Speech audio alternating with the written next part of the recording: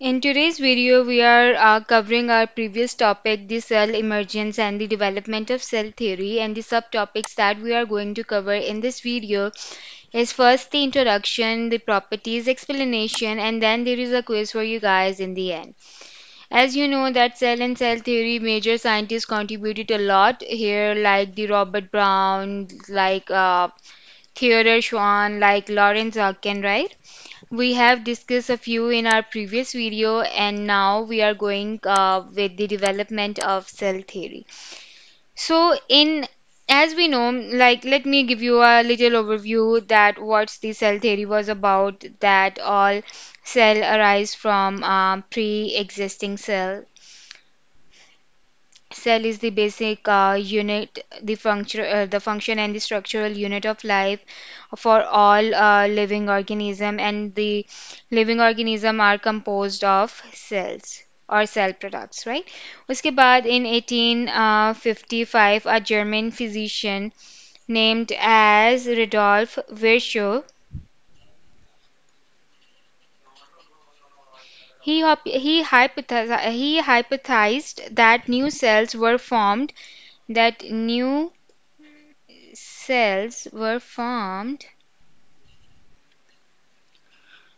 the division of previously existing cells. Said this, he presented an hypothesis that new cells were formed by the divisions in the previously existing living cells. Previously existing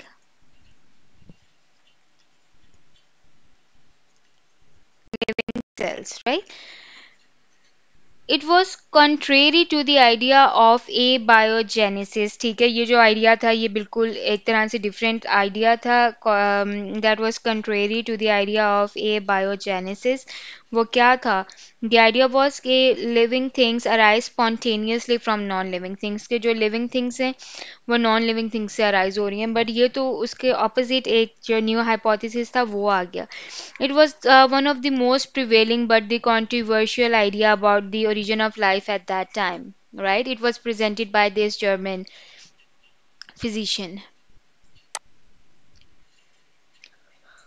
उसके बाद Louis Pasteur, one of the famous greatest scientists of all time, he supplied the experimental proof of the virtue of the Rudolph idea, right? He presented experimental proof by demonstrating that microorganisms, bacteria, they could be formed only from the existing bacteria. ठीक है, existing bacteria होगा तो bacteria new जो है वो बनेगा, नहीं तो वो नहीं बनेगा. This great scientist Louis Pasteur, he said this. Original जो सेल थ्योरी है और जो हमारे पास रिडोल्फ की हाइपोथेसिस है, they gave us the basis for the working definition of the living things, that living things are the chemical organization that are composed of cell and are capable of reproducing themselves.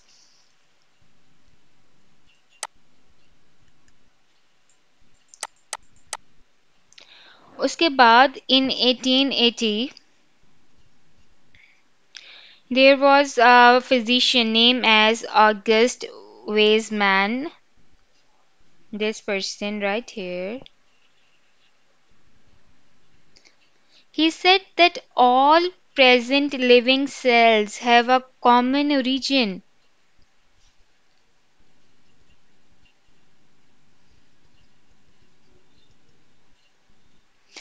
कि जितने भी presently living cells हैं उन सबका एक common origin होता है because they have basic similarities in their structures and in their molecules, right?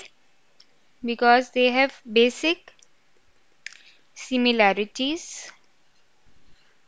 in their structure and molecules.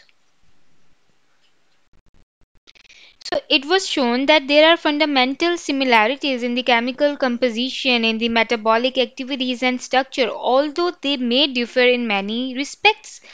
So cells are basically similar but extraordinary versatile. It's not only the structural but also the functional unit of living organism. So this cell theory is a very important unifying concept. right? Then there is a quiz time. So, living cells have a common origin. Who presented this idea that all living cells have a common origin? The options are August Weismann, Robert Brown, or Theodore Schwann. So the correct answer is that August Weismann, he was a person who said that all presently living cells have a common origin because they have basic similarities in their structure and molecules. So here August Weismann, the first option is the correct one. The second is that all living things originate from cell. ये किसने कहा था? Lawrence Ocken, Robert Brown, or Theodore Schwann. So the person who said this statement was Lawrence Ocken. So this conclude our today's lesson. If you guys got any queries, ask them below and I'll get back to you as soon as possible. Thank you so much for watching.